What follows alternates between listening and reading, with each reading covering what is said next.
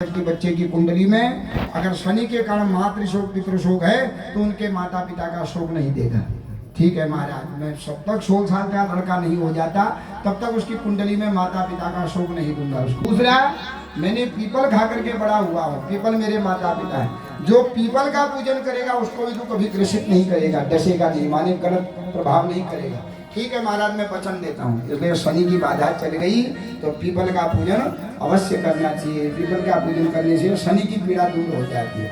और तीसरा वरदान मांगा है कि गाधीश्च कौशिकश्चैव पिप्पलादो महामुनिः शनैश्चर कृपा पीड़ां नाशयति स्मृतास्त्रयः। कि जो गाधी ऋषि का नाम, कौशिक ऋषि का नाम और पिप्पलाद ऋषि का नाम, जो इन तीन नामों को ले लेगा उसको कभी भी जो है शनि की पीड़ा जीवन में नहीं लगनी चाहिए। माने भयंकर शनि चल रही हो, रात में मंदिर में बैठ बैठ 3 बार ओम कौशिकाय नमः, ओम पिप्पलादाय नमः, ओम गाधये नमः, इन तीनों नामों का उच्चारण जो करेगा उसको शनि की पीड़ा नाश से स्मृतात्रय, इन तीनों का स्मरण करने से शनि की भयंकर जो पीड़ा है वो पीड़ा दूर हो जाए। महाराज हाँ, मुझे तीनों जो है स्वीकार है। जो इन 3 ऋषियों का नाम लेगा मैं कभी उसको गलत कुंडली में, गलत भी हूँ तो फिर भी गलत फल नहीं दूंगा। जो 16 साल तक के बच्चों को माता पिता का शोक नहीं करूंगा। जो अपने जीवन में पीपल का पूजन करेगा उसको मैं कभी भी जो है शनि मेरी पीड़ा उसको नहीं देगी। और चौथा कहा देग, जो इस प्रसंग को कहेगा सुनेगा तो उसको भी यह पीड़ा नहीं आनी चाहिए। शनि पीड़ा विनाशार्थम एतच्चरितम् उत्तमम् यह पठे शृणुयात् वापि सर्व कामान अवाप्नुयात्। पिप्पलादस्य चरितं पद्माचरितस्य च यह पठे शृणुयात् वापि सुभक्त्या भूयमानवः। ये पीपल के और पद्मा चरित्र को, पिप्पलाद के जन्म की कथा को भी जो सुनेगा उसको कभी भी पीपल जो शनि तेरी पीड़ा उसको ग्रसित नहीं करेगी। तो कहता महाराज मैं वचन देता हूँ। इस प्रकार पिप्पलाद ने शनि को बांध दिया। अब तुम्हारी कुंडली में भयंकर शनि ले हो रही है, तुमने प्रसंग सुने कि अब तुम्हारा शनि कभी खराब नहीं करेगा। इसलिए पीपल का पूजन करना चाहिए।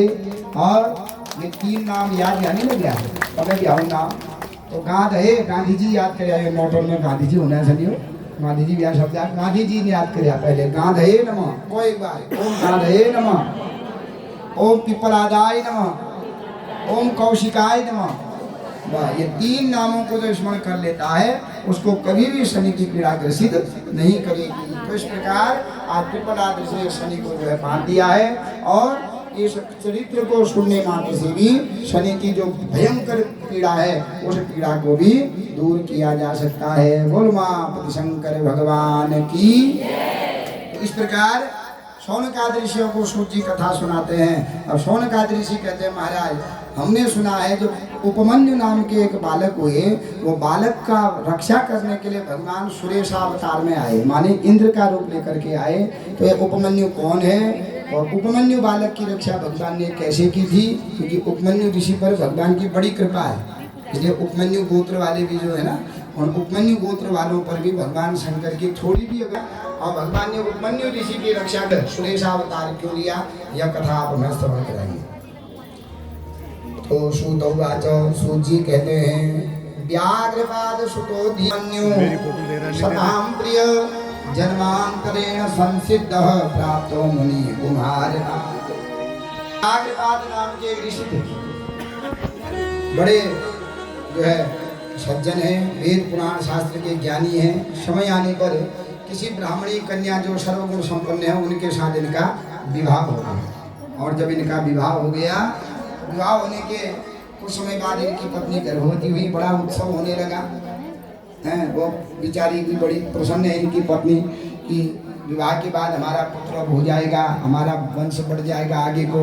तो समय आने पर पुत्र भी हुआ, बड़ा उत्सव हुआ।